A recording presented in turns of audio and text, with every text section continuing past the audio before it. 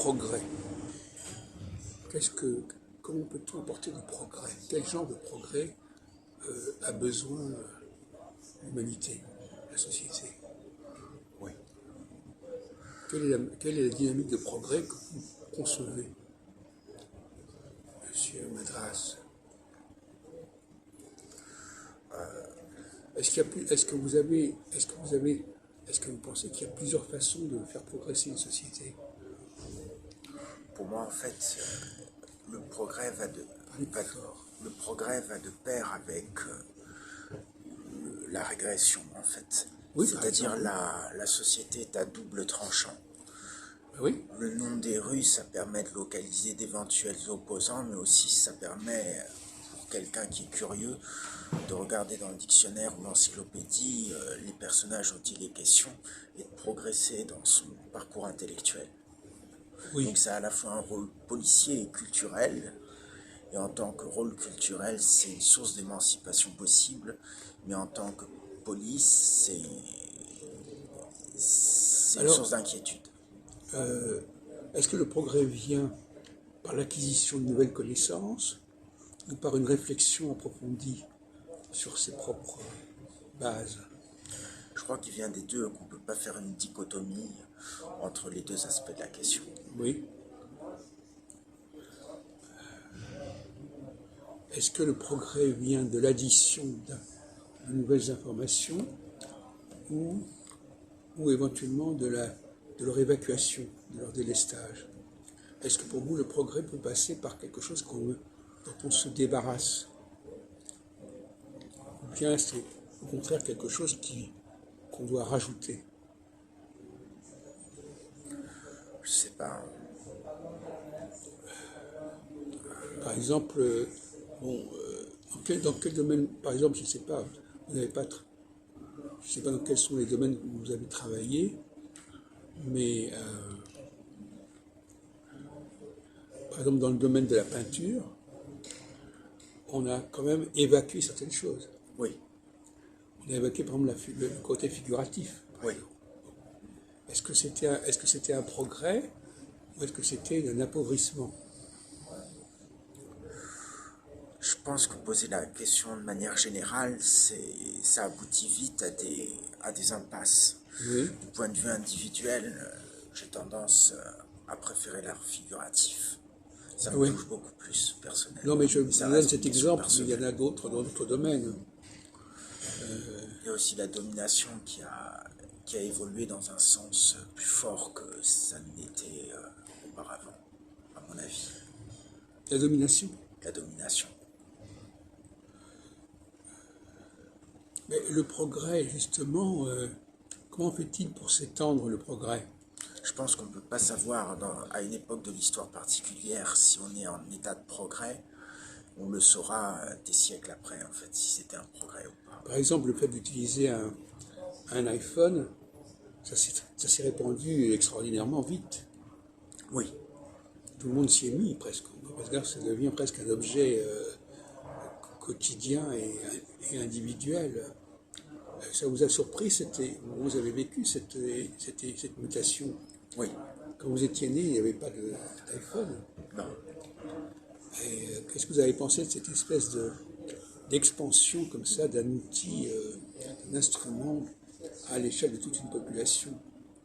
C'est des signes de reconnaissance, d'appartenance à la communauté, avant tout, avant d'être des moyens d'émancipation.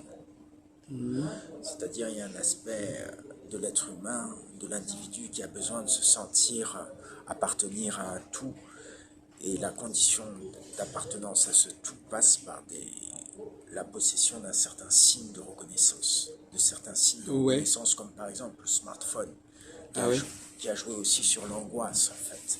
Parce que quand vous recevez un appel téléphonique, ça peut être un proche qui a des soucis de santé, et la sonnerie du téléphone en soi, c'est un motif d'angoisse. Vous avez un téléphone vous-même? J'ai un téléphone, oui, j'ai un smartphone. Et ça fait partie de votre zone de confort de pouvoir l'interroger, pour savoir ce qui se passe, si vous êtes joignable ou pas, etc. Je l'ai pour appeler mes proches et mes amis. Voilà. Bon, Et donc, ça a tendance à mobiliser beaucoup de temps, en fait, le smartphone. comment? Oui, Ça a tendance à mobiliser beaucoup de oui, temps, le il smartphone. faut dire ça, oui, effectivement. À mon avis, dans ce sens-là, c'est une régression. Oui, Parce que c'est une régression qui joue sur l'angoisse. C'est-à-dire que quand on ressent un coup de téléphone, ça peut être une mauvaise nouvelle. Et ce signal d'angoisse multiplié par 1 million, ça doit être mauvais pour le cœur et pour la psyché, oui, oui. je crois, en fait. Et puis ça laisse pas l'esprit en repos. Ça laisse pas l'esprit en repos, même ne serait-ce que la tonalité pour deux sonneries, ça met un blanc dans la pensée qui fragmente l'esprit. Par exemple, dans les transports, quand vous allez de Provins à Paris, Oui, vous consultez votre téléphone? non. Ah bon? Si, ça m'arrive de consulter mon téléphone. Non, mais non seulement Dans les consulter trajets. pour savoir si on vous a appelé, mais consulter pour vous informer de ce qui se passe, je sais pas quoi, n'importe quoi. Comment vous occupez votre temps quand vous venez de Provins à Paris ou de Paris à Provins? Je fais la lecture. Ah, Je regarde le paysage aussi. d'accord. Donc, qu'est-ce que vous pensez? Je sais pas, vous avez fait allusion à cela, mais assez vaguement.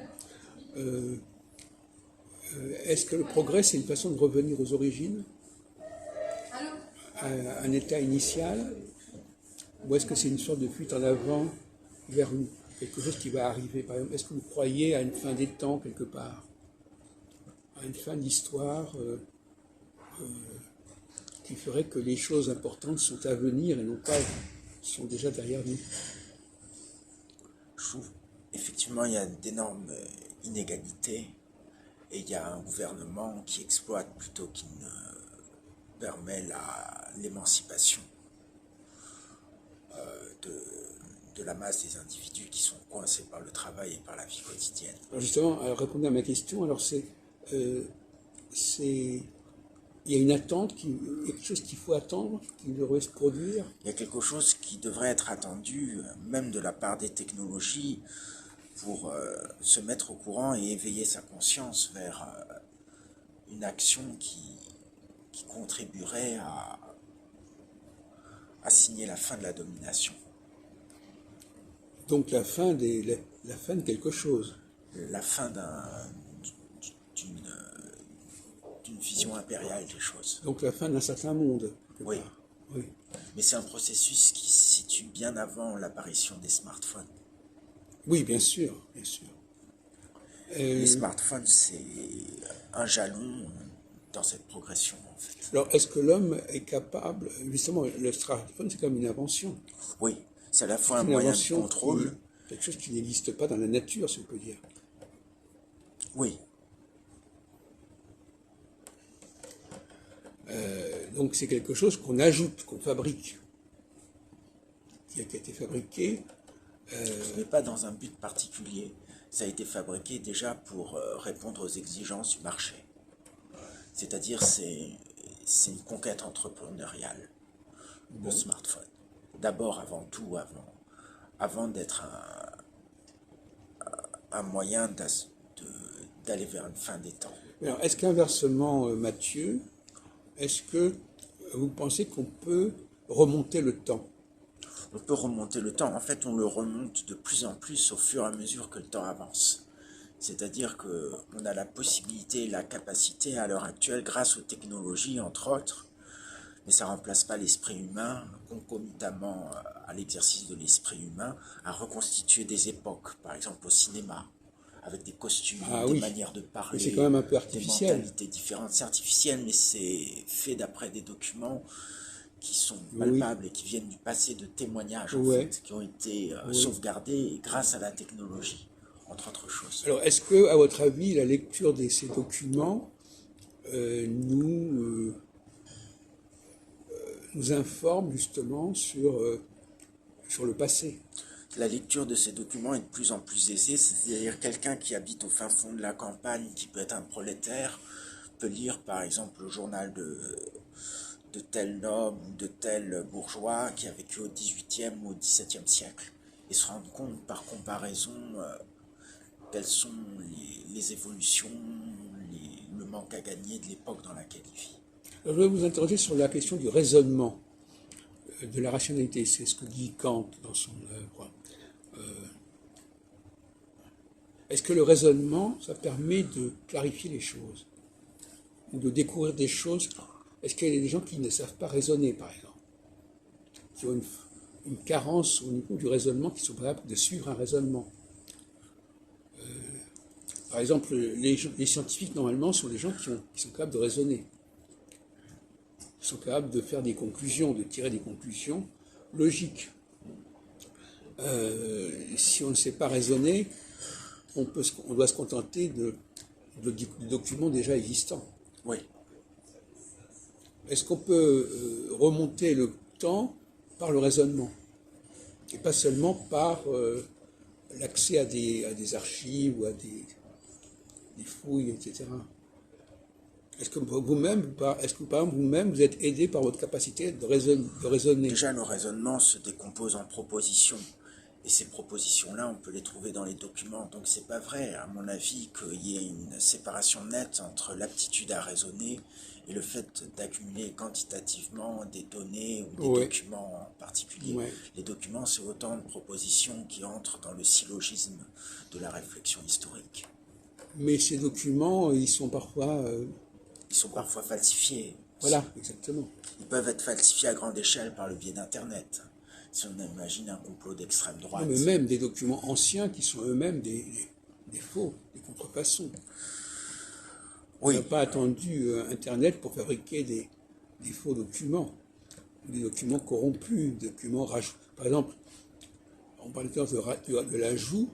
Par exemple, est-ce que dans les Écritures, par exemple la critique biblique, etc., est-ce qu'il n'y a pas eu des choses qui ont été rajoutées ou qui ont été enlevées? Oui. Même dans la Bible, par exemple.